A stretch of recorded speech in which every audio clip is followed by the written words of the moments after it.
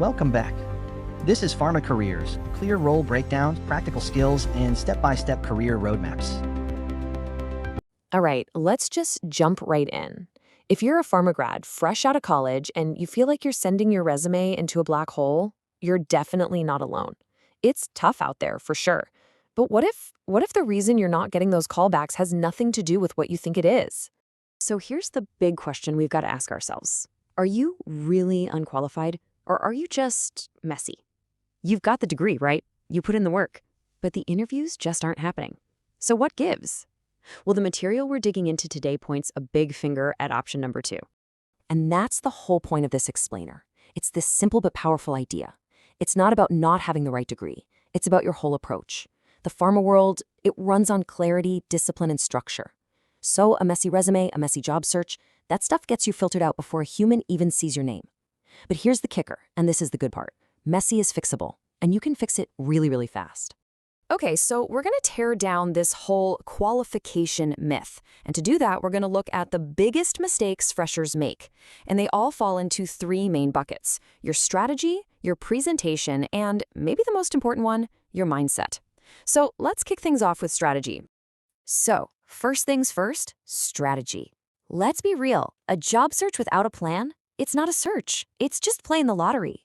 And this is exactly where so many people trip up right out of the gate. Okay, mistake number 1, I think we've all been guilty of this one. It's the scattergun approach.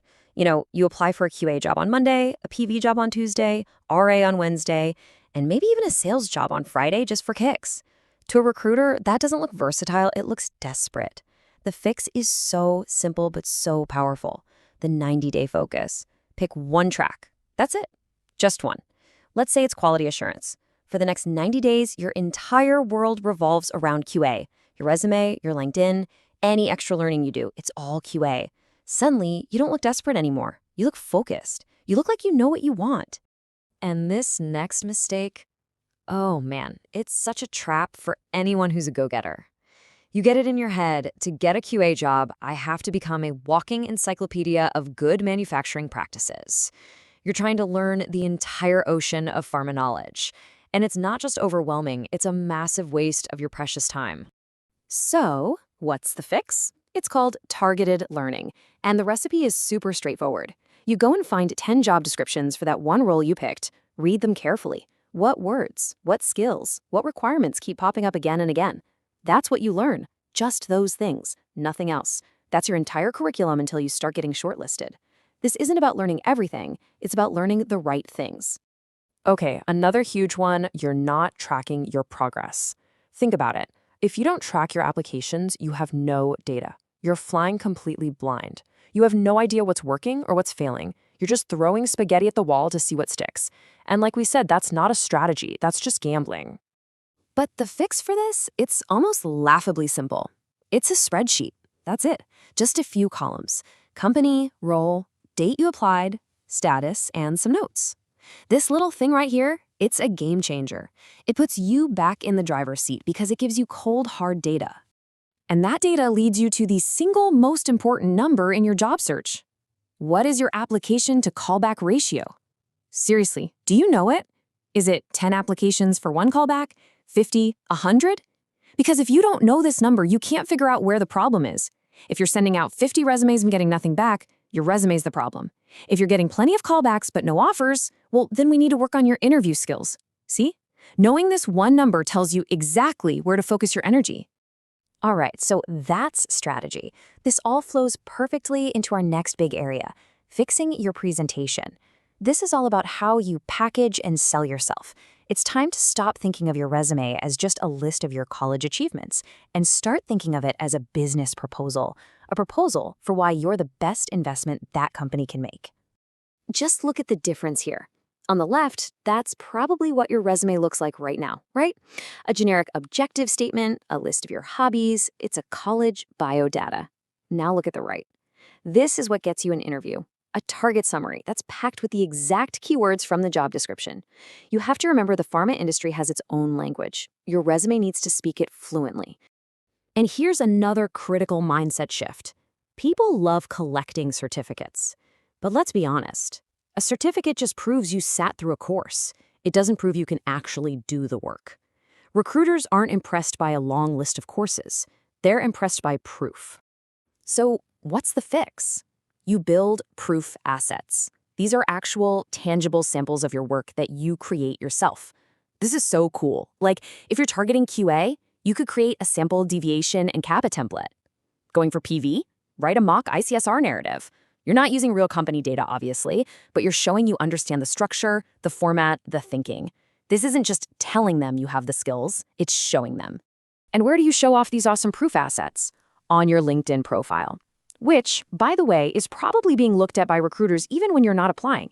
It's your silent interview, so you have to stop treating it like a social media account. It's a 3-step fix. Step 1, your headline. It can't say student. It needs to say something like aspiring pharmacovigilance professional. Step 2, your about section needs to be a short, powerful pitch. And step 3, you pin those proof assets you made right to the top of your profile. Boom. Your profile is now a 24/7 sales pitch for you. Okay, so we've got our strategy locked down, we've polished our presentation, but this last piece, this might be the most important one of all. It's your mindset. You have to learn to think like you already work in pharma. And this right here, this is basically the cheat code for any scenario-based interview question in pharma. See, a fresher's gut reaction to a problem is to say, oh, I'll just fix it. Wrong. In pharma, a quick fix that doesn't follow procedure is how disasters happen. The correct answer always follows this 5-step process. First, you assess the risk. Then, you follow the standard operating procedure. Then, you document every single thing you did. Then, you escalate it to the right person. And finally, you think about how to prevent it from ever happening again. Answering a question this way proves you get the most important thing about this industry: compliance. Okay, let's wrap all this up. We've covered strategy, presentation, and mindset. And all these fixes, when you put them together, they give you something incredibly powerful. They give you the clarity advantage. When you boil it all down, what's the common thread here? It's 2 words: clarity and discipline. A clear, focused goal, a clear, targeted resume, a clear, professional LinkedIn profile, and a clear, disciplined mindset. That right there is the difference maker. It's what separates the people who get the job from everyone else. And this quote from the material really says it all. Your job isn't to prove you memorized everything from college. It's to prove that you can think and talk like a pharma professional. So, I'll leave you with this to think about. An interview is not a textbook exam. It's a test of your mindset. So are you just showing up and talking about what you know? Or are you actively communicating that sense of compliance, structure, and clarity that these companies are practically begging for? Because how you answer that question, well, that could change everything. If this helped, like and subscribe. Watch the next video in Pharma Careers for the next role breakdown.